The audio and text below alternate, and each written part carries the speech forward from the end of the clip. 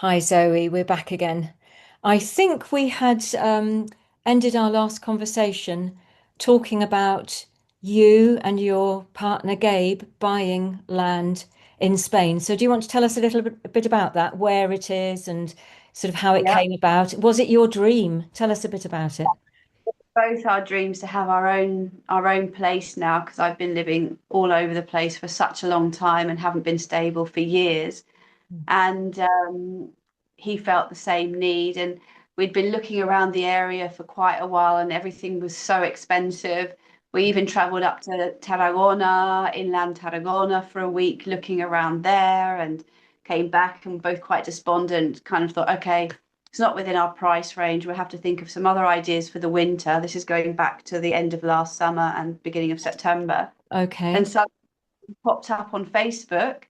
He sent me the link and I didn't really pay much attention. I thought, oh no.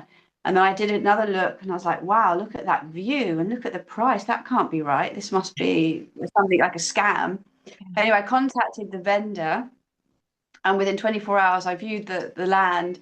And he told me the price also reflected the fact that there was no water and he wasn't 100% sure you could get water. So if there had been water, it would have been more expensive.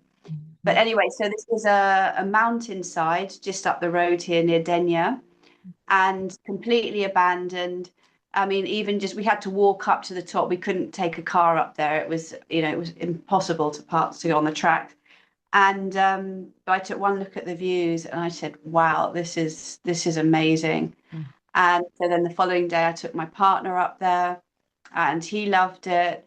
And I mean, we could see there was tons of work. As I said, it had been abandoned for decades. It's just full of big thorn bushes, like long, long grass. There was no way you could get a vehicle up there, but we could see the potential and it was just about within our price range. So Wow. I met with him again the following day and he showed me all the messages that he'd had on Facebook and said, I'm not showing you this to pressure you. He goes, but the interest I've got, and I've got two other people coming. And also it turned out that he knew my daughter through her boyfriend. Blah, blah, blah. So when there was a connection, he said, as Yes. I know there's a connection, I'd much rather it goes to you guys. So we signed a deal there and then.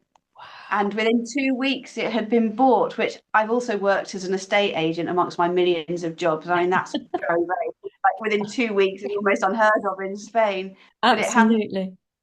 clockwork. And I couldn't believe it, from having completely given up and just saying, okay, it's just not the time, it's not coming, to within 2 weeks, we owned a piece of land. There we are. Isn't that perfect? It was obviously meant to be. And in the moment you sort of, as you say, gave up or surrendered to the fact that it wasn't going to happen, so you let go of it all, it came And to you. I love that.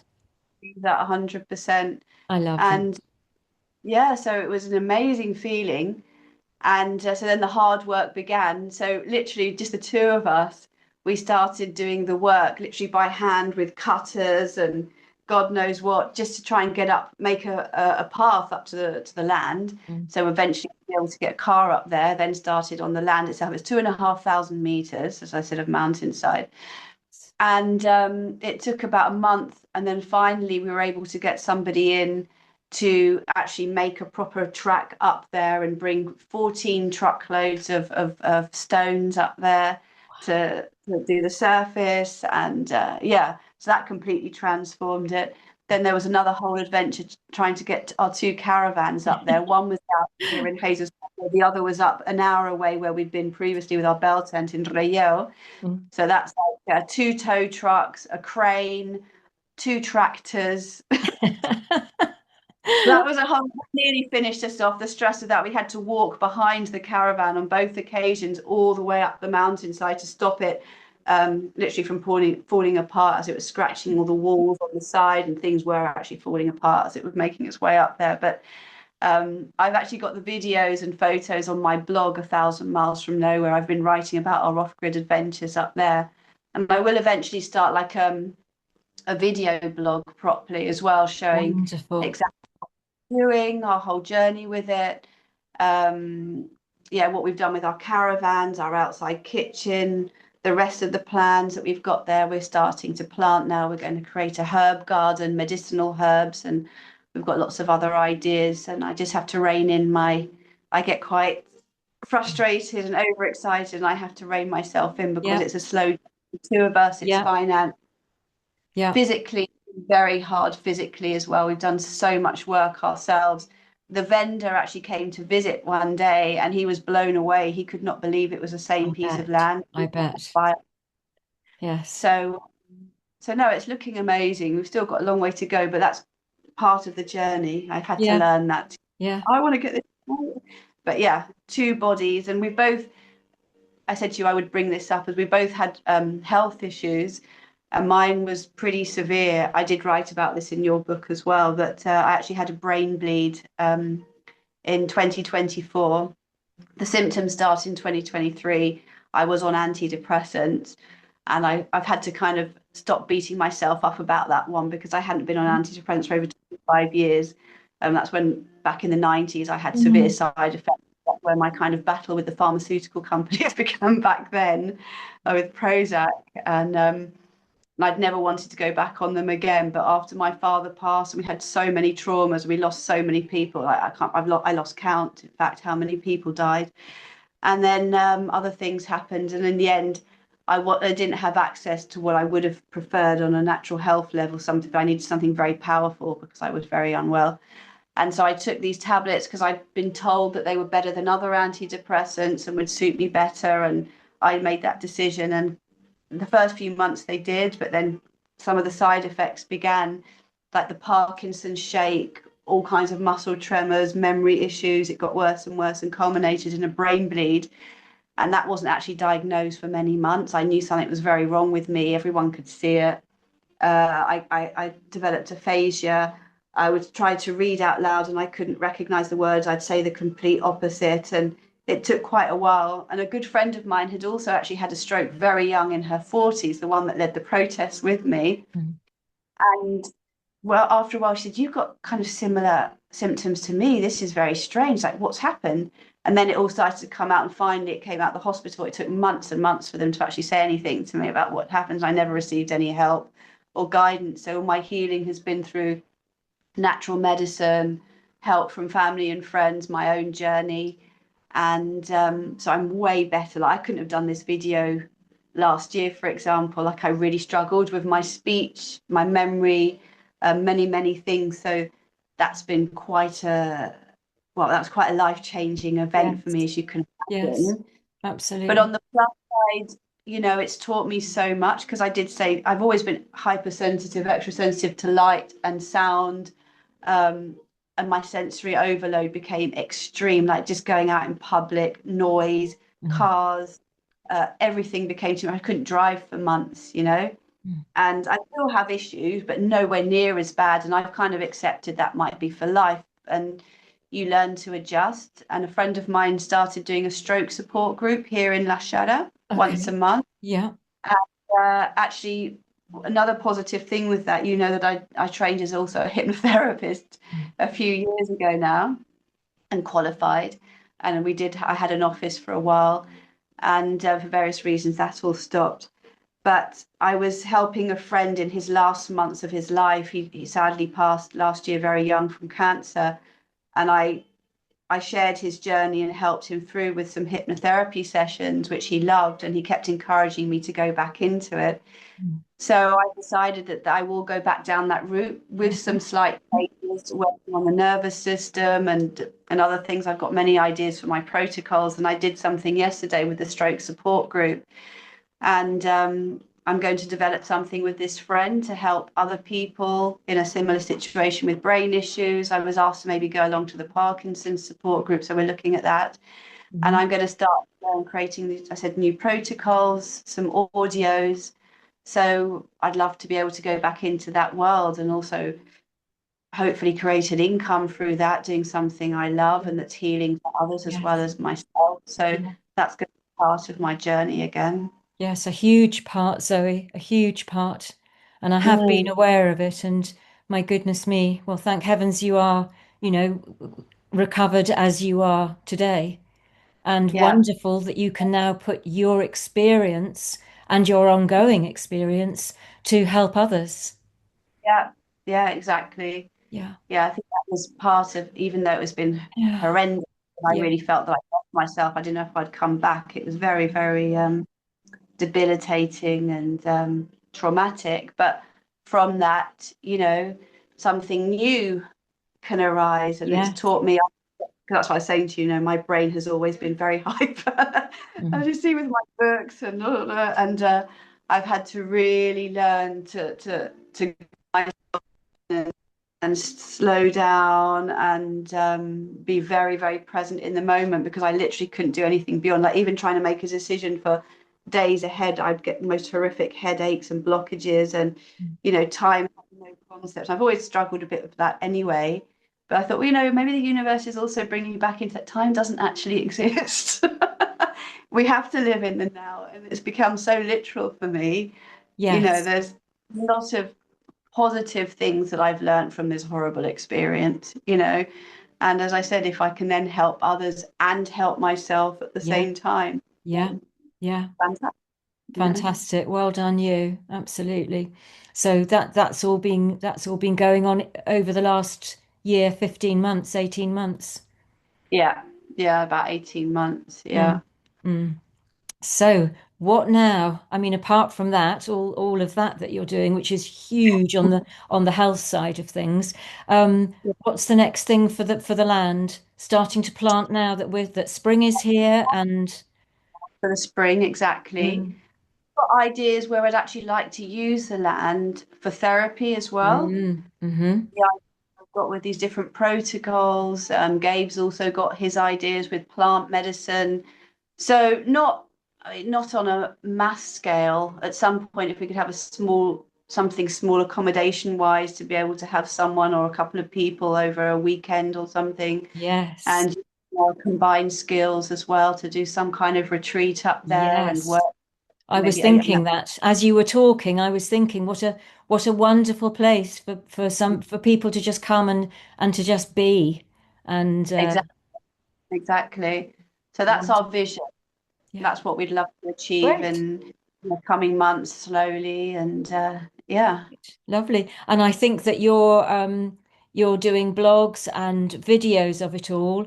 And if you've got any little thing that you want to send me, especially of the trip of the caravans going up the hill, I'll put it on after this video. I'm sure we'd all love to see that. Yeah, Oh, yeah, Zoe.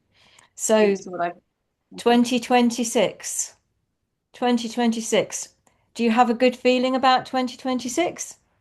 Year of disclosures and truth? I've got yeah, mixed. So I feel lighter, and this is going to sound strange, it's almost contradictory.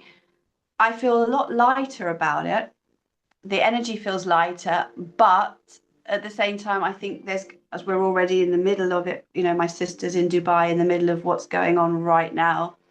And I'm well aware that this is far bigger than maybe a lot of people can really understand what's behind a lot of this.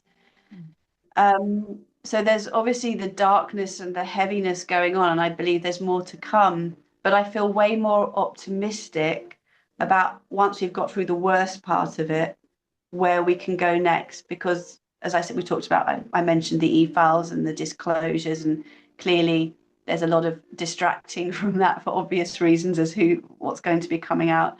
And it's a big wake up for many, many people, very shocking.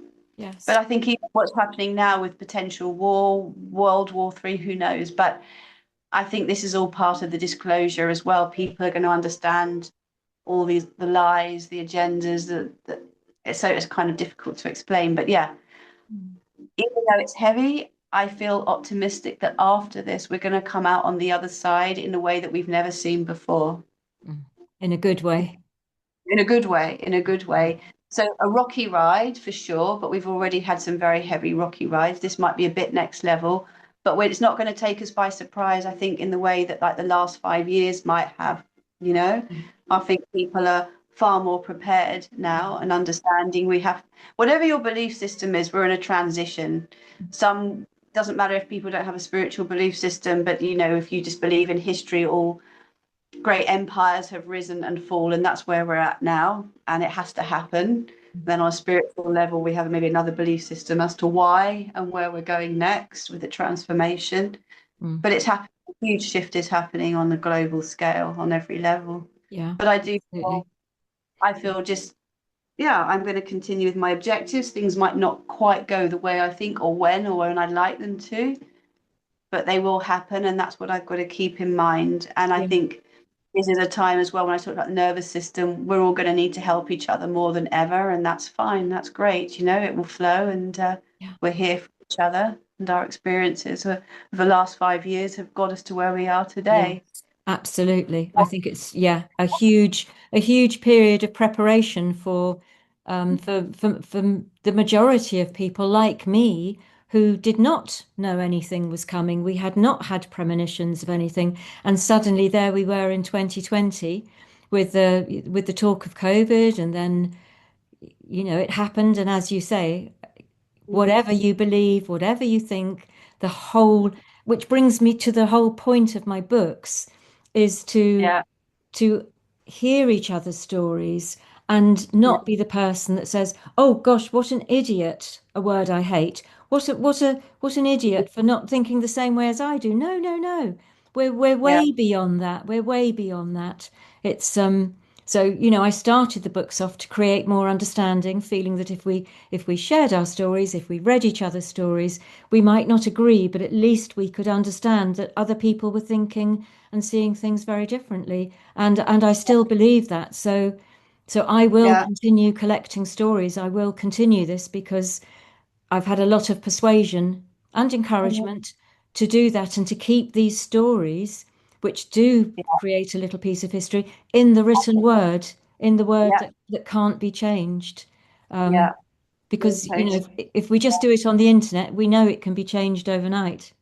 Yeah, So, yeah. No, I think it's important to have the physical books yeah, and whatever happens next and over the next few years, it's wonderful to have this period of history recorded yes, for future generations. And yes, yes. I have children, you have children, grandchildren, whatever, to be able to look back and Mm.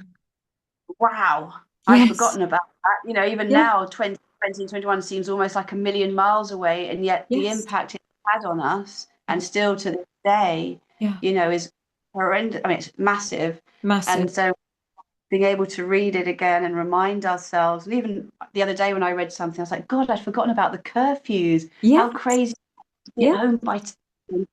It's I know, it's crazy. If you go back to book one and read through some of those stories, literally it's Mhm. that. It's like, oh gosh, yes, do you remember that? Wow, did we really have to do that? And it's quite extraordinary. And the other interest I've had from people buying the book is that fortunately, a lot of people want to buy the book because they want to read it themselves, but also they want to have a copy for their grandchildren. Because even Yeah, if their grandchildren or children don't want to read it now, they've got it for the future. Imagine if, exactly. if we could open up a book today of ordinary people's stories, for example, from World War II. Ordinary people I don't know, on the street anywhere. Wouldn't it be fascinating?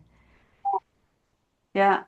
I suppose, like, thinking of like Anne Frank's diary, the impact that had on people, for example, very Yes. different. So it was Yeah. one person, Yeah. one young woman Yeah. account, real account. And Yeah. yeah, Absolutely. Zoe, is there anything else you'd like to add? I mean, we can always come back if we suddenly think of things, or in a few months' time, if you want to come back and give us an update on the land yeah, with a few pictures, that would be absolutely wonderful. Is there anything else? I know one question I did have. Um, yeah. if you could think of a person or a thing that has influenced your life the most? I'm putting you on the spot here. You don't have to answer it. We can save it till next time. But if you could think, does somebody immediately come to mind who's been the biggest influence on your life? Funny you should say that because I thought about that the other day. You mentioned you might ask me, and I Mm. was just like, oh, God. I really struggle with things like that. And I remember being put on the spot years ago at university. So stupid. It was about like Jimi Hendrix. I was like, why did I? It's not quite the same now, but actually, I was thinking about it, and I would actually say about my father for many reasons. I don't adulate anybody. I don't. I don't follow mainstream religion anymore. I did at one point. I don't put anyone on a pedestal. The reason I say about my father was because both for good, I say good and bad, positive and negative, we had a very complex relationship. But just talking about my writing, like he would write and he wrote poetry and he didn't really ever show many people. But it was him that really influenced me also, like with geopolitics, debating, like from a very young age. I would read his, like he would buy Time magazine, Newsweek, The Economist, whatever. So at like kind of 12 years old, I'd sit and read everything and then I'd debate with him. And as I got older, and we'd love that. And so even when I left the country, he'd always save me like extracts from the Times and this and that. And when I'd come back from university, we'd have great debates on what I was involved in and with on who, and he loved that. I remember doing I his bet head he in did. about CERN. He was very open to an extent, but some things not. And I started going deep diving into CERN, and he was like, "Whoa, it's a bit much." Mm, But so I think from that point of view, looking back, and obviously the music business, my love of music, yes, he was very, very connected spiritually as well. So yes, even though I said, we had very complex relationship, a lot of arguments and fallouts, there was a very deep love. So he's definitely been a huge influence yeah, on me. You yeah, know, Like, I lovely. don't put, I won't put many people, I don't put people on a No, pedestal, and I don't no. religious, spiritual leaders. I love what people do and I admire, but I learned very early on, never. But Mm. so I was thinking about, I thought, I know she's going to ask me that. I suddenly thought of it at the end. Oh, I hadn't asked you that, and I think that's quite interesting. And funnily enough, I think I kind of knew the answer because having read your books and kept up with the things that you write about, and your passions and your loves, I can see, that came through him. I didn't know if it came through from somebody else as well, but I could see that and that Yeah. connection, could feel that connection. Well, maybe that's a lovely way to end things for today, Zoe. And my next book then, Roseanne, should Yes. be the one I started about his life, which also means I have to take my trip to India, which has been many, many decades coming. I Wow. want to go there and see the ashes, but I need to go there to be able to finish this book, which I started a long, long time ago. So let's How see. lovely. How wonderful. Okay. Well, I hope you'll contribute another story to There's Blue making her exit. She's had enough of our conversation again. Um, I hope you'll continue to write in my next book, see how you are, what you're doing, how busy you are. But I'm sure we'd all love to keep up with your adventures with Gabe on the land and how things go forward. And wow, what a fabulous project to do that trip to India and write. Oh, Wonderful. yes. Wonderful. Zoe, thank you so much. Thank you for being with us. And it's been really fascinating.